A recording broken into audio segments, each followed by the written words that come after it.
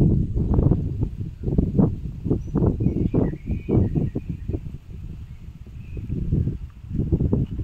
बघा, पावसाळी गावाचं जर दर्शन तुम्हाला घ्यायचं असेल तर हे बघा, आता आपल्याला मान्सूनच्या सीझनमध्ये तुम्हाला मी दर्शन घडवणार आहे.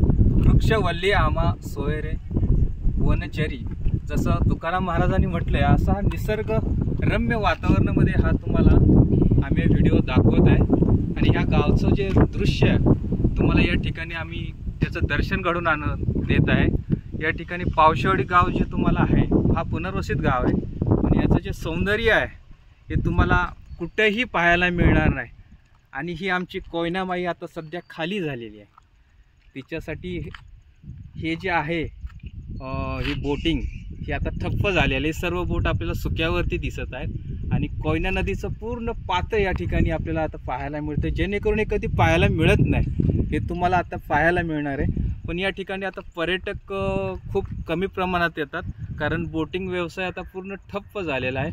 आणि या ठिकाणी मच्छीमारी बी केल्या जाते, पण एवढ्या प्रमाणात आता पाहायला नाही मिळत मला, कारण मच्छीमारीचं जे प्रमाण पाणी जे असतं त्यावेळेस खूपच असतं, पण आता जेणेकरून खूप कमी झालेलं आहे. आणि हा व्हिडिओ तुम्हाला पाहताना मजा येईल, कारण हे तुम्ही कधी दृश्य पाहिलं नसेल. ह्या बघा बोटी कशा सुक्यावरती पडल्या. त्यांचं ज्या लोकांचं जनजीवन आहे ना, तर सर्व या बोट व्यवसायावरती चालतं.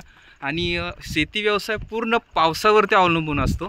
आणि हे पीक पण या ठिकाणी वर्षातून एकदाच भात शेती वगैरे घेतलं जातं.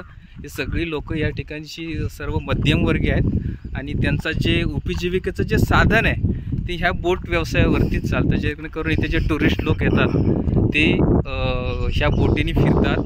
या ठिकाणी भरपूर साऱ्या प्रकारच्या बोट आहेत. मोटर बोट आहे, रोईंग बोट आहे, स्पीड बोट आहे, वॉटर स्कूटर आहे. पण जेणेकरून बामनोलीच्या ठिकाणी जास्त करून मोटर बोट आणि स्पीड बोट ह्याच तुम्हाला पाहायला मिळतील.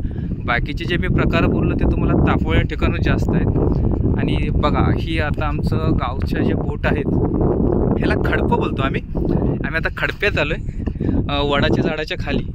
आणि ह्या सगळ्या बोट या ठिकाणी तुम्हाला बघा कागद टाकलेले आहेत. आणि तुम्हाला मी झूम करून दाखवतो.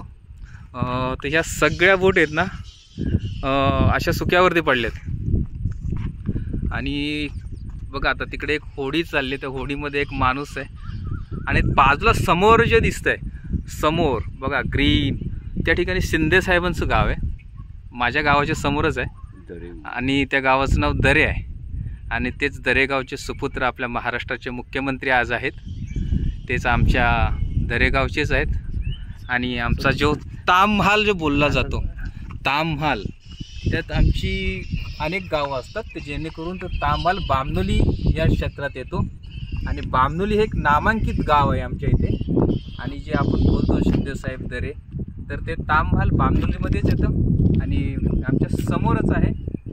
आणि दरे ते समोर तुम्हाला बघायला मिळते. झाडांमधून तुम्हाला घरं नाही दिसणार, पण दरेगाव तुम्हाला जवळच 5 मिनिटाच्या हाकेवरतीच आहे. आणि असं सुंदररित्या असं हे प्रदर्शन तुम्हाला पाहायला मिळते. इकडे बाजूला सोनाडी, त्या ठिकाणी गाडवली, त्यानंतर आईर, तापोळा, आणि त्याच ठिकाणी तो ब्रिज आता नवीन टाकलं त्या ठिकाणी आहे. आणि असं बघा मान्सूनचं असं सुंदर असं दृश्य बघा. आता मान्सून चालू होतं, इथे रोज पाऊस पडतो. आज पाऊस नव्हता म्हणून हा व्हिडिओ बनवला आम्ही. आणि ढगाळ वातावरण आहे. आणि या गावामध्ये खास वैशिष्ट्य म्हणजे इथे वटवाघूळ खूप प्रमाणात आहेत. कारण मला तर माहीत आहे, माझा जन्म झाल्यापासून या वटवाघूळ मी पाहत आलो आहे. आणि आतासुद्धा ते झाडं सकाळी तर एकदम त्यांचा चिवचिवाटच असतो. आणि ह्या नदीला संध्याकाळी पाणी प्यायला उतरतात. आणि या ठिकाणी जो व्यवसाय जो चालतो इथे स्थानिक लोकांचा, टुरिझमचा व्यवसाय, जे टेंट वगैरे लावले जातात, ते टुरिझम इकडे राहायला येतात, फिरायला येतात, पिकनिक स्पॉट आहे ते. आणि महाराष्ट्राच्या कानाकोपऱ्यातून, एवन गुजरात, अहमदाबाद तिकडून किंवा देशाच्या कानाकोपऱ्यातून सुद्धा या ठिकाणी टुरिस्ट येतात. हैदराबाद या ठिकाणून, हैदराबादच सोडा, कारण इथं कास पठार या ठिकाणी जे फुलांसाठी प्रसिद्ध आहे जागतिक लेवलला, तर बाहेरच्या देशातील देखील टुरिझम इकडे येतात आणि त्याचा खूप चांगल्या प्रकारे आनंद लुटतात. आणि तुम्ही पण या अवश्य ह्या निसर्गाला भेट द्या. आणि हा जावळी खोरं तुम्हाला माहितीच असेल, छत्रपती शिवाजी महाराजांच्या पावन परशानं हा जावळी खोरा दणनलेला आहे. आणि ह्याचसमोर वासोटा किल्ला, प्रतापगड, सगळं काही तुम्हाला पाहायला इथून मिळेल. आणि त्याचा मेन सेंटर बामनोली आहे. अवश्य बामनोलीला भेट द्या. धन्यवाद.